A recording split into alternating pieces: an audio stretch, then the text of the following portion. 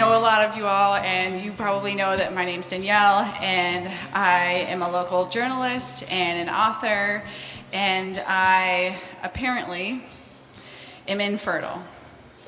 And you know, it's okay, like it's been fine. The whole dual income, no kid thing's kind of nice. And have you ever been to the adults only section at Stone Tower Winery? It's off the hook. And you know, that's what I kind of told myself for a while. And then I kind of started noticing that Loudoun is super fertile. There are children everywhere. And I've been surrounded by fertile people my entire life because I'm from the Midwest, which means all of my childhood friends now have 3, 4, 80 children.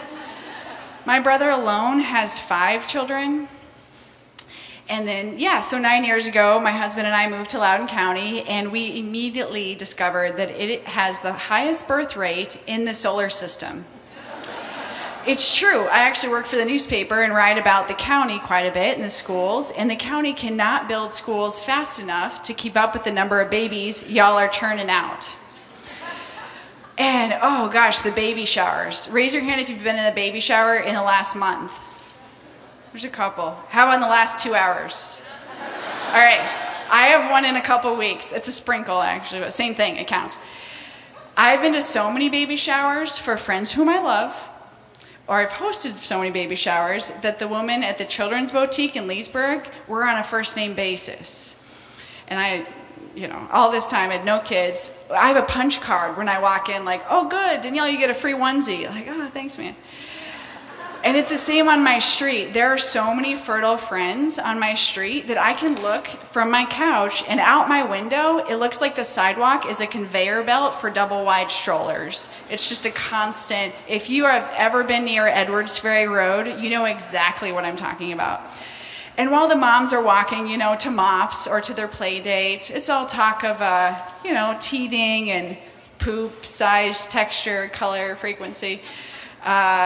Pumping and dumping, of course, because we're in Loudoun, and which winery or brewery is the most kid-friendly.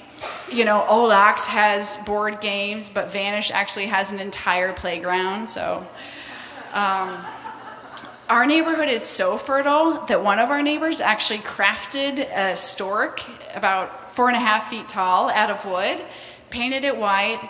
One side has blue polka dots, the other side has pink polka dots, and that thing pops up in a new perfectly manicured yard on our street every year. And it's fine. We love our friends. We're super excited for them. We love babies, so that's fun to have another baby on Edwards Ferry Road. But we can't help but feel like that stork with its beady eyes and its huge beak is somehow smirking at us, So a few years ago, we kind of settled on the fact that we probably would never have a need for a stork in our yard. We'd gone to fertility doctors. I asked my brother for one of his children, 5. He said no. He's Catholic, there's more coming, it's fine. I won't show him this video. We signed up for foster care with the idea that we could provide a loving home for a child who needed one while also filling this hole in our heart. And it ended up being Plan D that actually delivered. One day on my way to work, I got a text message from one of my very fertile friends who has 3 little girls and said, hey, I just saw a Facebook post on one of the church's Facebook pages saying there's a young mother looking for an adoptive home for her son. So, I didn't even think through it. I just sent a text to the number listed with a link to our home study and a photo of Aaron and I kind of in our natural habitat. So he's cooking in the kitchen and I'm pretending to help. And apparently Amanda liked it enough to meet us. So the birth mom, less than 24 hours later after I got this text message, we are meeting at TGI Fridays with a 20-year-old mother and her 1-year-old daughter, and she's very pregnant. And Aaron and I just canceled everything that day, order salads, iced tea, and we look across the table, and the very first thing the birth mom says is, I am due in 10 days, and my first baby came 2 weeks early. Okay. So we let that settle, sink in. And we kind of awkwardly over, this lunch, she was very quiet. So we just started talking about our hobbies, like we like bicycles, and careers, like I am a workaholic. And different things, our passions, we're Christians, we love Jesus, and that was a big thing for her too. And she was very quiet, and on the way to the car, she finally turned to us and said, "I think y'all would make great parents." And for us, she said it so quietly, but for us, we're like, yeah, like we're okay, we're the ones. So it's almost like a starting flag at a racetrack, like we've got 10 days, probably less, to get ready for a baby, because who knows when this kid could come. So we hopped to it. That same day, I hired an attorney for her, an attorney for us. We hired a social worker who could turn our home study in to make Maryland happy as well as Virginia. The next day I took the entire day off work and filled out paperwork for 9 hours. And every day after work that next week, Aaron and I, my husband, would pile into his truck and we'd go to different houses of our friends and pick up, a crib or a bassinet or baby blankets, all from these very generous and very fertile friends. Because, all their kids are like in kindergarten now, so it's collecting dust. And yeah, it was great. So 10 days later, we were ready. And we got a call at 1 a.m. from Amanda's mom saying, "All right, guys, it's game time. We'll meet you at the hospital." So Aaron and I got in our car, drove to Frederick Memorial Hospital in Maryland, and we get into the delivery room. Amanda was very nice, considering she had met us less than 2 weeks earlier, and she's like, "Oh yeah, guys, come on in." So we're in the delivery room. She's like making a lot of noises that I've never heard before. And the birth dad was there, which made me a little nervous, but he was quiet in the corner, and the birth grandma was there and was super excited. And they actually kept just giving me food because they had heard that I'm the fainter. So every time the nurse came in, they're like, "Amanda, do you need anything?" And she's like, "I'm good, but this lady, get her peanut butter or get her." So she kept bringing me juice and peanut butter and all this stuff. Anyway, so we kind of make awkward conversation throughout the night, and at 6 a.m., the nurse finally comes in and says, "All right, you're 10, centimeters? Thank you. It's time to push." So she pushes, and I've never experienced this before, obviously, so I'm totally new to this.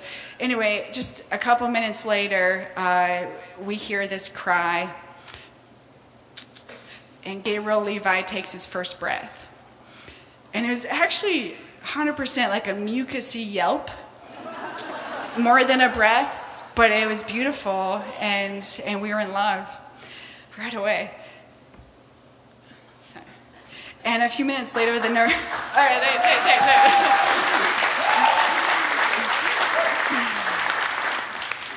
yeah. And 2 weeks earlier, I was like at the Stone Tower adults only room, by the way. So the nurse comes in and she said, "Hey, Nadlers, you actually get your own room. The birth mom requested that for you guys." I'm like, "Awesome. Thanks, Amanda. You're the best." So we roll Gabriel in his bassinet and walk him down to our private room. And as I'm walking, I kind of thought, gosh, we didn't have 9 months to prepare for this. And we didn't have time to read what to expect when you're expecting. But I did remember something that our fertile friends had told us, and it was about this skin-on-skin contact thing. So this poor baby, 2 minutes after he'd met us, is being pressed up against Aaron's hairy chest. And I think Aaron's not here to defend himself, so that's fine. And I'm in a tank top, and the nurse is like, "Good, good," And at first it's funny and goofy and kind of weird, like, "Hey, nice to meet you." But after a few minutes, it was really sweet, and we fell asleep and took a nap as a family. It was the first thing we did as a family. And so we had to stay in Maryland for 10 days. So finally, a week and a half later, we get the green light that we're allowed to take this baby out of state. So we went home to Virginia, and we're pulling into the driveway, and we've got a mountain of baby gear in the car that Aaron, my husband, is unloading into the house. And I go in, and I've got Gabriel in one arm, and I'm reheating chili in the other, because all of our fertile friends made us amazing food, And we sit down to eat, And, we're exhausted. We hadn't been home for a week and a half. We just brought this baby home. It's 8 p.m. We sit down and we hear a knock, knock, knock out the front.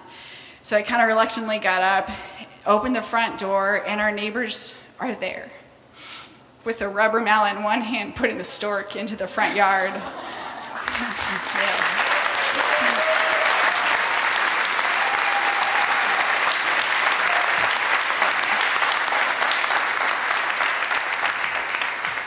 And we proudly displayed that beautiful lawn ornament for 6 weeks to the point where they took it back and they're like, God, all right, we get it. There's another baby on Edwards Fair Road, And all of our fertile friends, and some of whom are here tonight, threw us a banging baby shower. So thank you guys so much.